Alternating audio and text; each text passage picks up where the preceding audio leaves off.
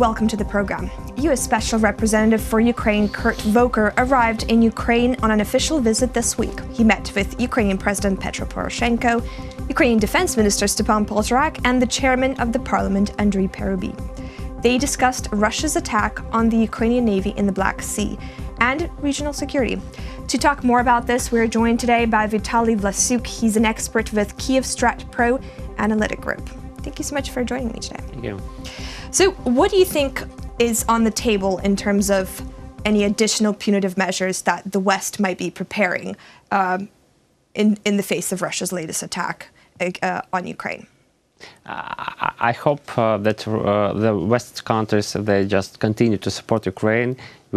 I think we really need that. I think we just in some kind of dependence now of their support, because if not, it could be that we are taken back to Russia, and my generation for sure will not want that.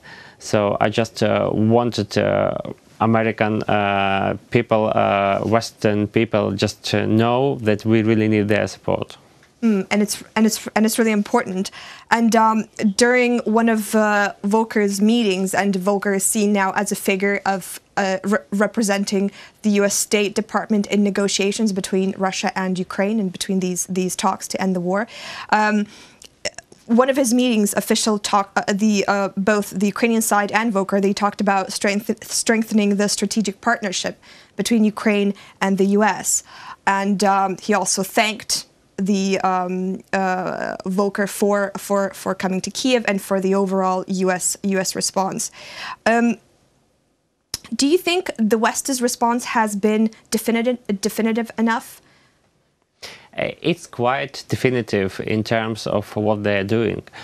Some part of Ukrainian people, they just want some military action on behalf of U.S. Army, on behalf of NATO. But I think that that would be too much, because that would just change Ukraine into some field of a clash between top countries of the top powers of the world. I wouldn't like that. So I think that it's better to stay where we stay now, with economic sanctions, with general support, with some other kind of sanctions, but not like with direct military assistance. I believe we have a soundbite by Mr. Parubiy that we can play now, where he thanks Volker for the visit, and he talks about potential developing of the response to Russia's attack. So we can listen to it now.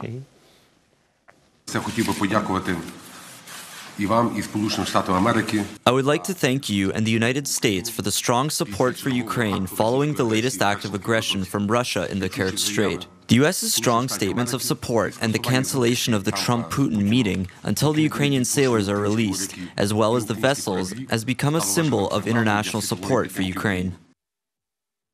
So that was the Ukrainian parliament speaker there, chairman, I apologize. So it seems that that was kind of his positive reflection. But speaking to a number of other politicians in the Ukrainian government and in the Ukrainian parliament, not a lot of them are very happy with how the U.S. responded. Happy of what? Happy of did he really expect what? Military assistance?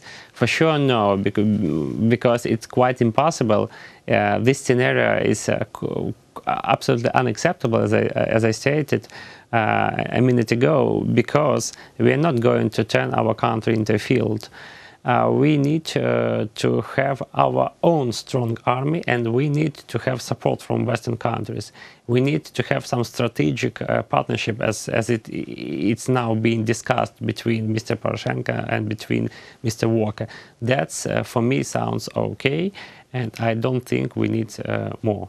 Right, but Mike Carpenter from the Penn Biden Center, he has previously worked for former Vice President Joe Biden. He has called for a monitoring for a type of naval presence in the Black Sea region close to the Kurt Strait.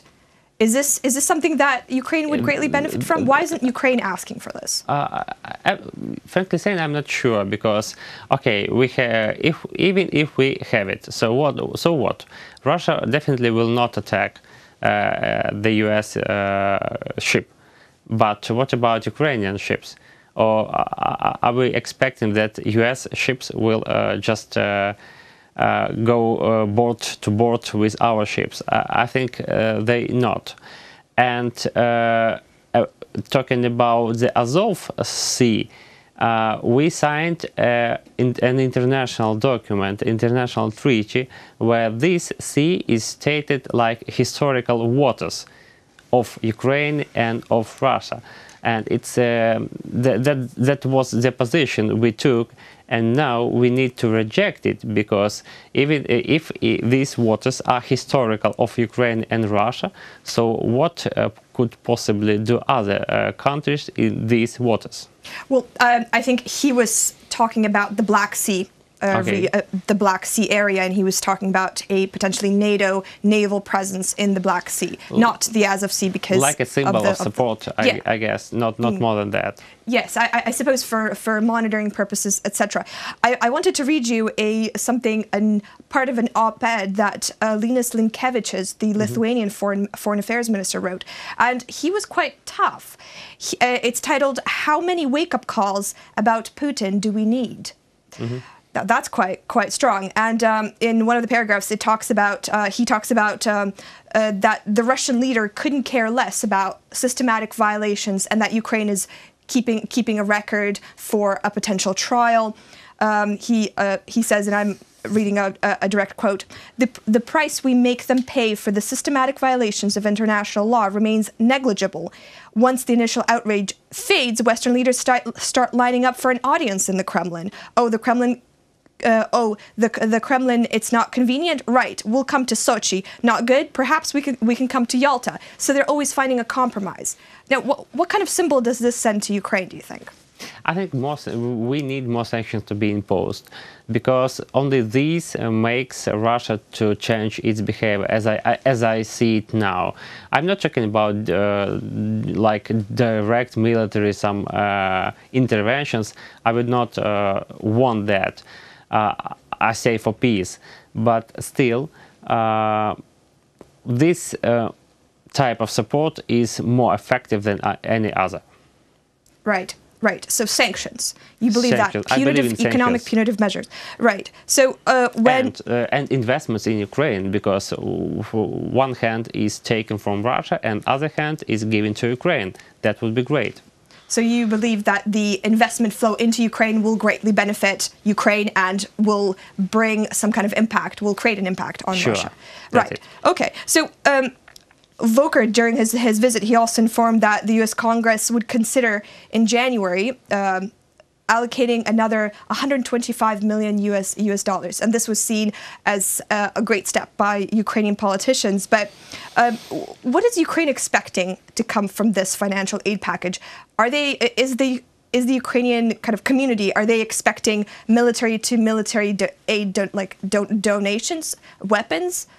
What is being expected? Military to military, that would be okay. I'm not saying about lethal weapons. It could be not lethal weapon, it could be not weapon at all, because there are a lot of items, a lot of things within the military system.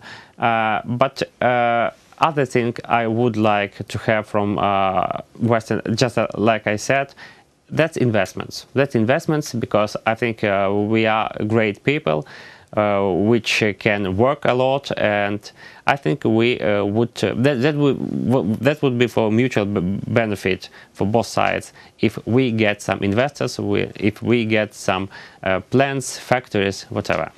Right. So you think that's kind of the best strategy to move forward in terms of the Western response to Russia's aggression. I see. I believe this week as well, the U.S. has announced sanctions against Russian entities and some individuals, but this is more connected to internal U.S. policy. This is in response to Russian meddling in the 2016 presidential race. It is, but whatever, we're taking benefit from that. So we're quite in good position. I just remind I can remind the case of Skripals, because it played back to Ukraine like a positive thing, because Russia got more sanctions as well.